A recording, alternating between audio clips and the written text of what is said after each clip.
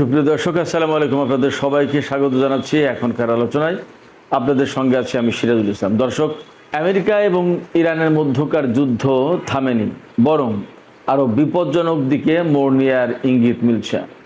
গত রাতের হামলা পাল্টা হামলার পর ইরানের রাষ্ট্রীয় গণমাধ্যম অভিযোগ করেছে, আজ 9 জুলাই বৃহস্পতিবার দিনের বেলায়ও আমেরিকা ইরানের বিভিন্ন অবস্থানে হামলা চালিয়েছে।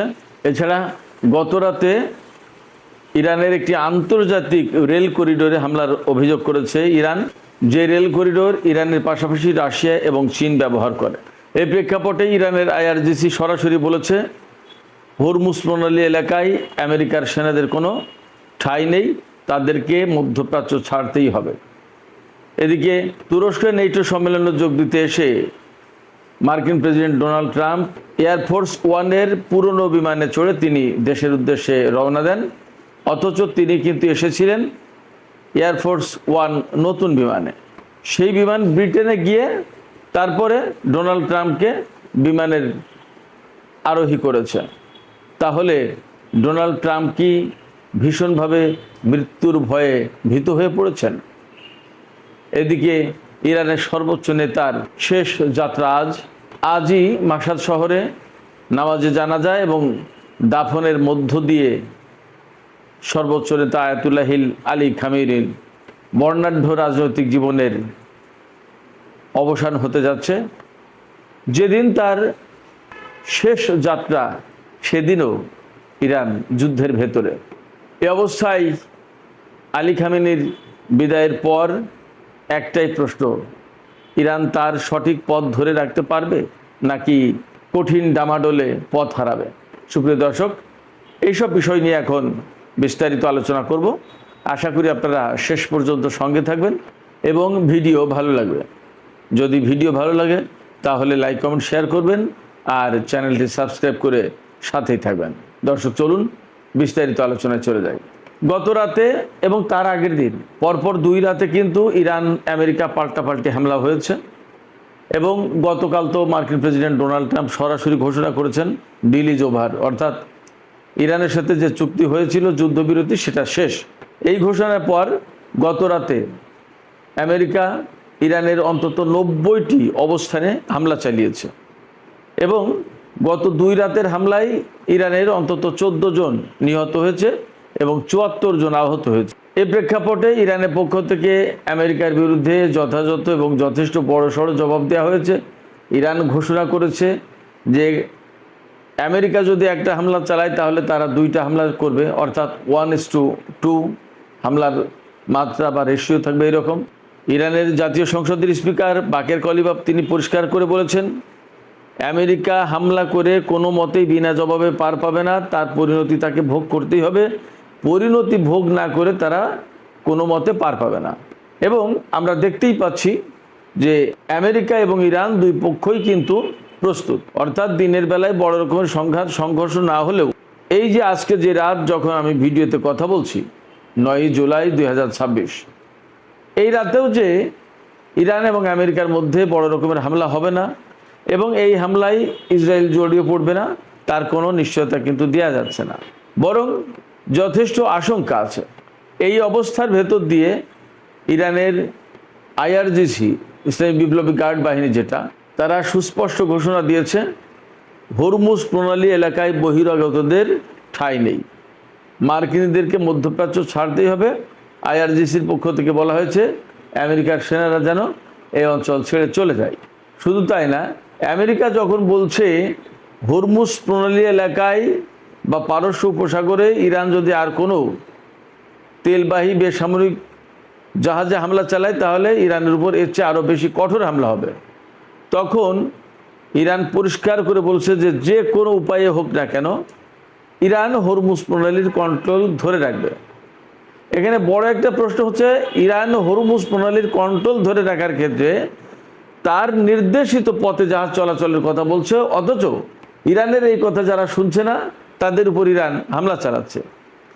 এই হামলা যখন চালাচ্ছে তখন আমেরিকা আবার ইরানের উপর হামলা চালাচ্ছে, তার জবাব আবার ইরান দিচ্ছে। তাহলে চুক্তির ভিতরে কি কথা আছে? ইরান দাবি করছে যে তারা হরমুজ প্রণালী কন্ট্রোল করবে, আর আমেরিকা বলছে যে স্বাধীন মতো সব জাহাজ চলাচল করতে পারবে, তাহলে তো এই জায়গায় বড় রকমের একটা গোলমাল আছে। ইরান একটা কথা বলছে আর আমেরিকা আর একটা কথা বলছে, তার মানে দুই দেশের কিন্তু কথা দুই রকমের, একরকম না। অথচ চুক্তি তো একটা, যে চুক্তিতে সই করেছে সেই চুক্তির আসলে ভাষাটা কি এবং সমস্যাটা কোথায়? যখন হুরমুজ প্রণালী নিয়ে এইরকম টানাটানি, তখন আমেরিকা ও ইরানের মধ্যে সংঘর্ষ, পাল্টা সংঘর্ষের ঘটনা ঘটছে এবং সে কারণে উপসাগরীয় দেশগুলো বেশ অস্থিতিশীল অবস্থার ভেতরে পড়ছে। এই রকম প্রেক্ষাপটে পাকিস্তান যে দেশ ছিল আমেরিকা এবং ইরানের মধ্যকার যুদ্ধবিরতি চুক্তির প্রধান মধ্যস্থতাকারী, তারা বলেছে দুই পক্ষকেই সংযত হতে হবে, ধৈর্য ধরতে হবে এবং কূটনৈতিক পথে ফিরে আসতে হবে। যুদ্ধ কোনো সমাধানও হতে পারে না। পাকিস্তানের পক্ষ থেকে এই পর্যন্ত বলা হয়েছে, তবে আমি ধারণা করছি যে হয়তো ভেতরে ভেতরে তারা আরও অনেক বেশি তৎপরতা চালাচ্ছে যাতে আবার দুই পক্ষ শান্তির পথে ফিরে আসে এবং চূড়ান্তভাবে শান্তি চুক্তি হয়। তবে শান্তি চুক্তি আদৌ হবে কিনা তা নিয়ে যথেষ্ট সন্দেহ আছে। আমি এই সন্দেহটা করছি এই কারণে যে আমেরিকা যে 14 দফায় সই করেছে, যে 14 দফা সমঝোতা স্মারকে সই করেছে, তার প্রত্যেকটা দফা ইরানের পক্ষে যায়। এত বেশি ছাড় ইরানকে দিয়ে আমেরিকা কোনো চুক্তি করবে এটা ভাবা কিন্তু কঠিন, মুশকিল। তাহলে তাদের কি থাকে, এই প্রশ্ন কিন্তু সব জায়গা থেকে উঠবে। ডোনাল্ড ট্রাম্প যদি চায়ও তাহলেও তিনি পারবেন না এইভাবে চুক্তি করতে। তাহলে কি দাঁড়াচ্ছে? তাহলে দাঁড়াচ্ছে আমেরিকা এবং ইরানের মধ্যে সংঘাত সংঘর্ষ চলতেই থাকবে এবং চূড়ান্ত চুক্তি হওয়ার সম্ভাবনা খুবই কম। এদিকে তুরস্কে নেটো জোটের সম্মেলনে যোগ দেওয়ার জন্য মার্কিন প্রেসিডেন্ট ডোনাল্ড ট্রাম্প এসেছিলেন। তুরস্কের রাজধানী আঙ্কারায় নেটো জোটের সম্মেলন শেষে গতকাল তিনি তুরস্ক থেকে আমেরিকায় ফিরে যান। কিন্তু এখানে খুবই বড় একটা ঘটনা ঘটে গেছে। বড় ঘটনা হচ্ছে এই, ডোনাল্ড ট্রাম্প তুরস্কে এসেছিলেন এয়ারফোর্স ওয়ানের যে নতুন বিমান, সেই বিমানে করে। এই বিমানটা কাতার তাকে উপহার দিয়েছে। সেই বিমানে করে আসার পরে গতকাল তিনি যাওয়ার সময় কিন্তু এয়ারফোর্স ওয়ানের পুরনো বিমানে করে গেছেন।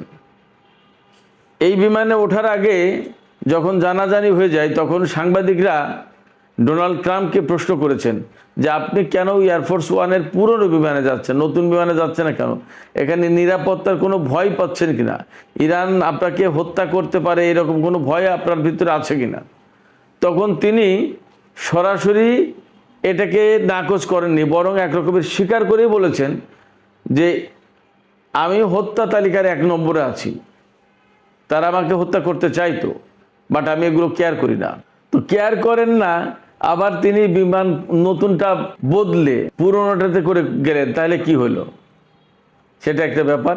আরেকটা ব্যাপার হচ্ছে এই যে ডোনাল্ড ট্রাম্প বিমান পরিবর্তন করে পুরনো বিমানে দেশে ফিরলেন বা দেশের উদ্দেশ্যে রওনা দিলেন, তার মানে দাঁড়াচ্ছে যে তিনি কিন্তু প্রকৃতপক্ষেই ভীত হয়ে পড়েছেন।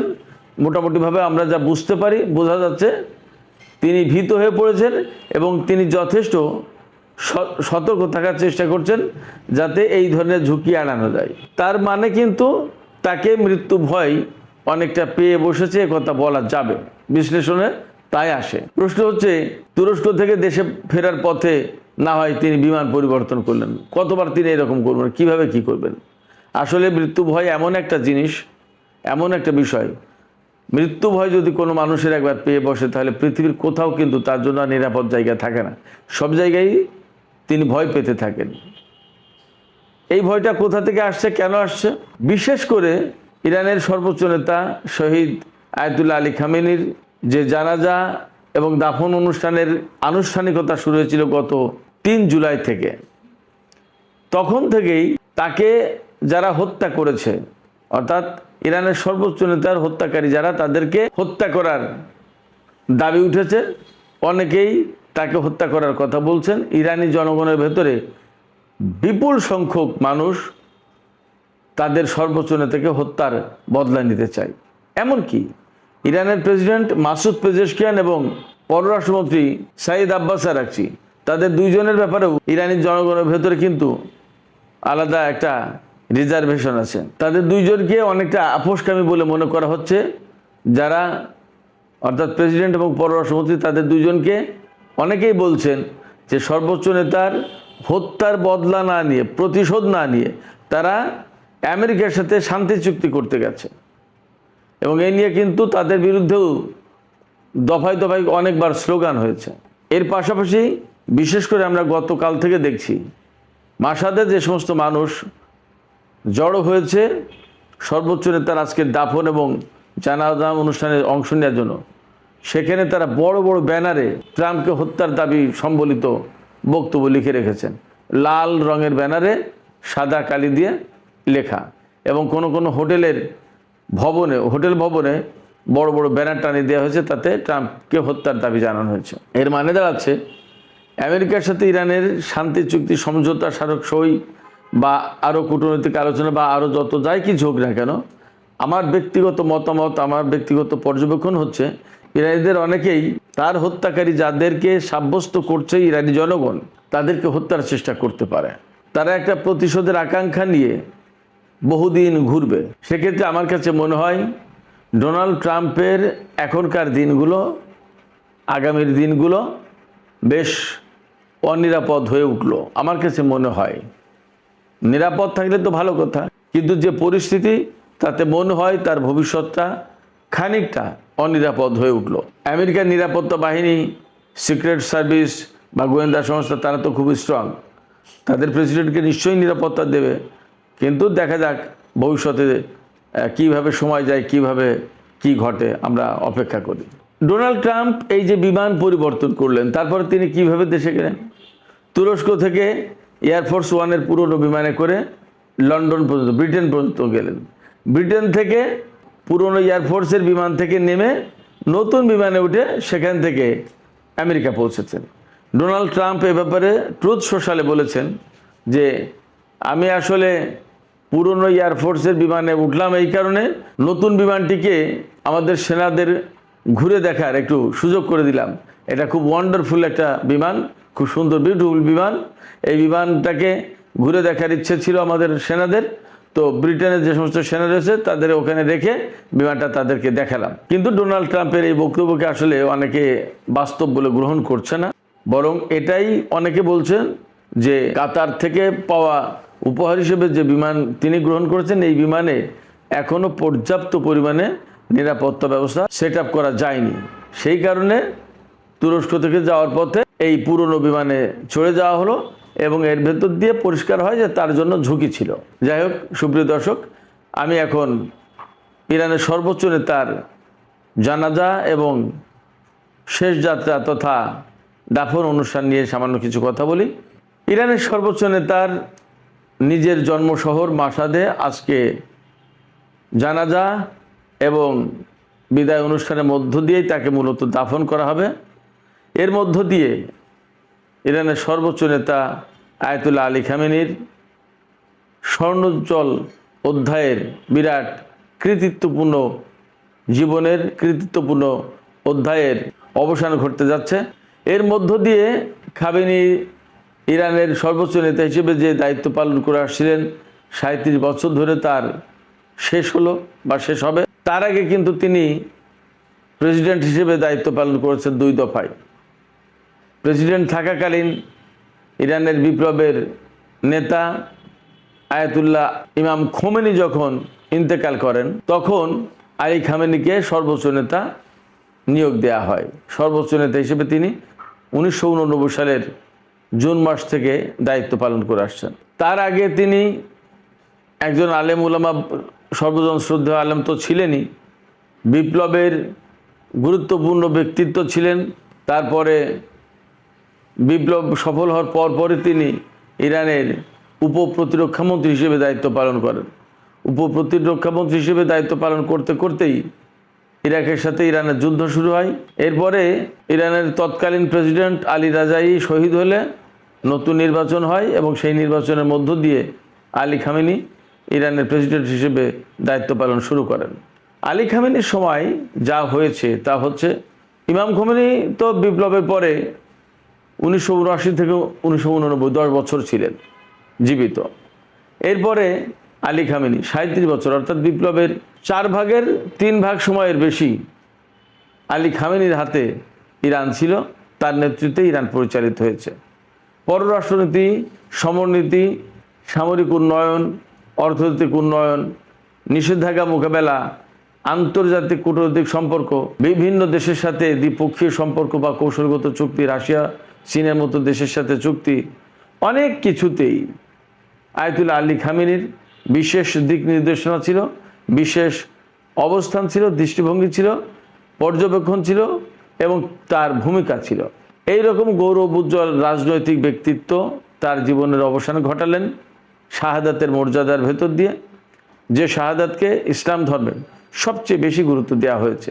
এর চেয়ে বড় কাঙ্ক্ষিত জীবন আর হতে পারে না।